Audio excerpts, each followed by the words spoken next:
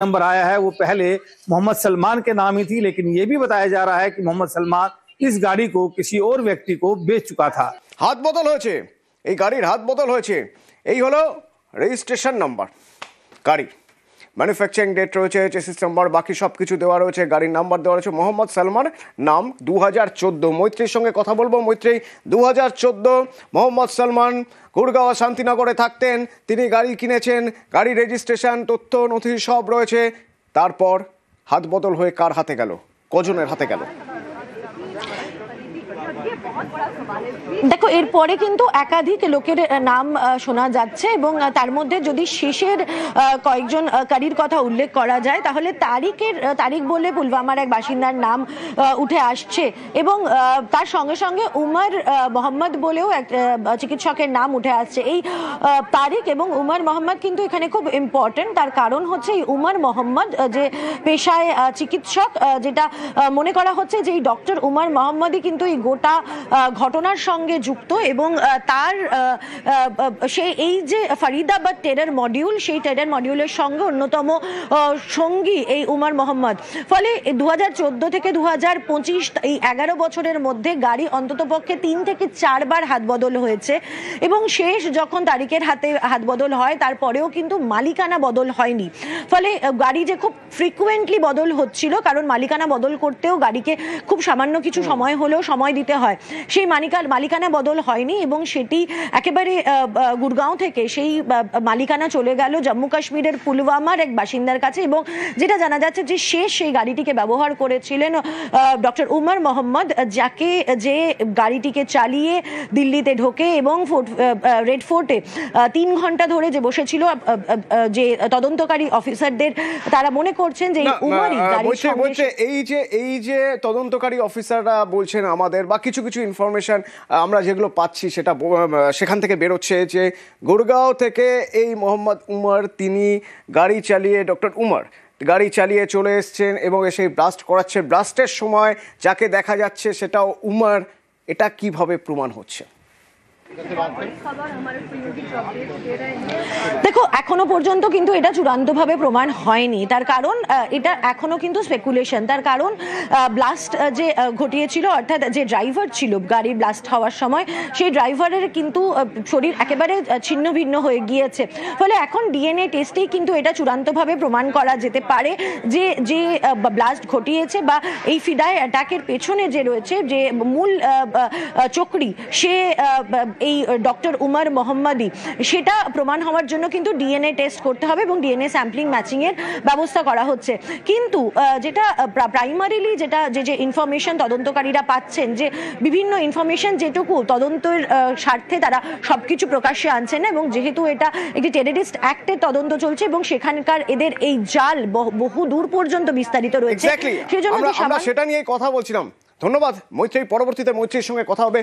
Faridabad module, যে মডিউলে চোখ কপালে উঠে গিয়েছিল তদন্তকারীদের যখন তারা প্রথম দেখলেন যে ডাক্তারের বিরুদ্ধে কোথাও কোনো কমপ্লেন নেই, সেই সব ডাক্তারদের বাড়িতে, তাদের থাকার জায়গায়, যেসব জায়গায় ভাড়া থাকে, সেখানে বিস্ফোরক আর বিস্ফোরক বানানোর সরঞ্জাম ভর্তি ঠাসা।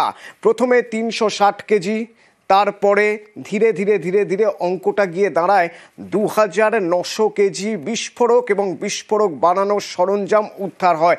তারা ডাক্তার, সেই ডাক্তারির আড়ালে তারা বিস্ফোরক তৈরি করছিল, নাশকতার চেষ্টা করছিল, বিভিন্ন কাজ করে যাচ্ছে এমন সন্তর্পণে যে কেউ কিছু ধরতেই পারছে না। আমি একবার কর্নেল ভাদুরীর সঙ্গে কথা বলবো। কর্নেল ভাদুরী, এটা একটা মডিউল, আমরা কি বলতে পারি যে ধরনের এই যে মডিউল, এই মডিউল এর আগে আমাদের দেশে আমরা সাধারণত লস্কর বা জয়েশ বা যদি এলটিটির কথা বলি, ঠিক এই নামগুলো বলছি একটাই কারণে, তার কারণ ফিদায় জঙ্গিও তারাই ট্রেন্ড করে এবং এই ধরনের মডিউল তারাই তৈরি করে। আপনি কি কোনো মিল খুঁজে পাচ্ছেন? না, আমি মিলের ব্যাপার বুঝছি না, but modules over a period of time ধরা পড়েছে।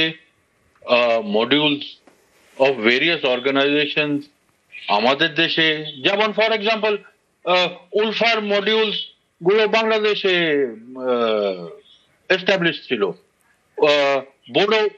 বোডোল্যান্ডের মডিউলস ভুটানে এস্টাবলিশ ছিল, এই নাগাল্যান্ডের মডিউলস নেবারিং বার্মাতে এস্টাবলিশড আছে।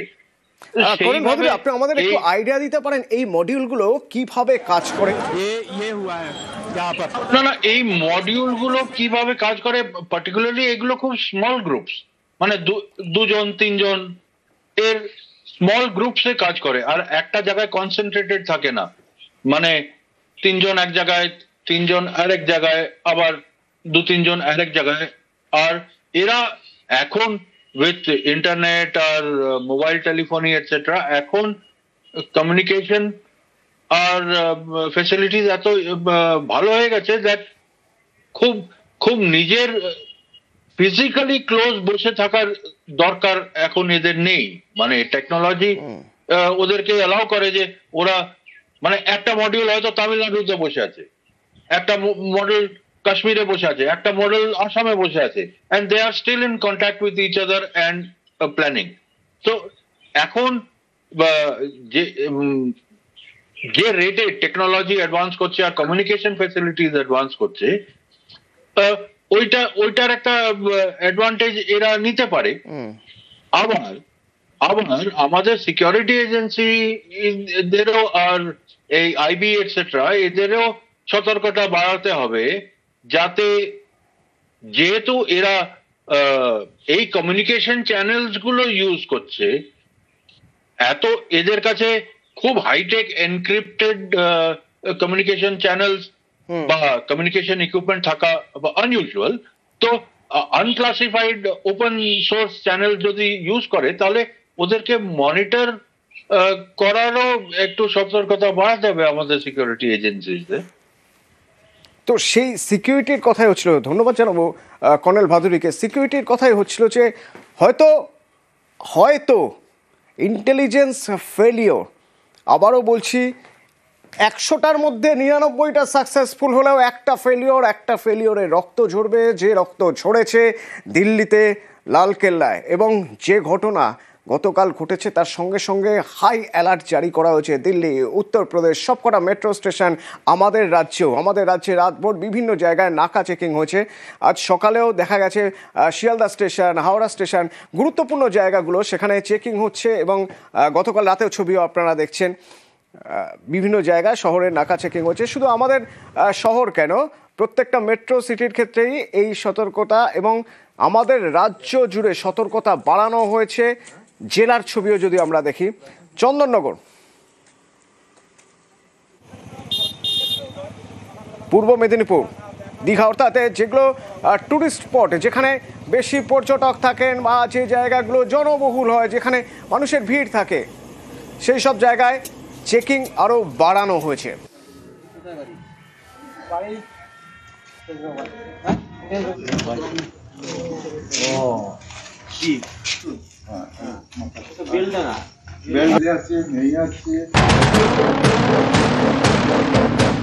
करीब 6:52 पे एक यहाँ पे रेड लाइट पे एक स्लो मूविंग व्हीकल जो रेड लाइट की तरफ आके रुका था, i20 हुंडई गाड़ी में एक ब्लास्ट हुआ है।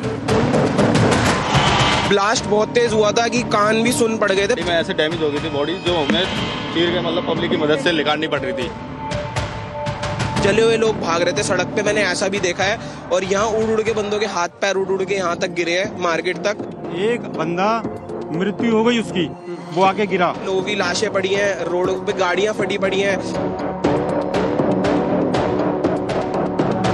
सभी संभावनाओं को ध्यान में रखकर इसकी गहन जांच की जाएगी।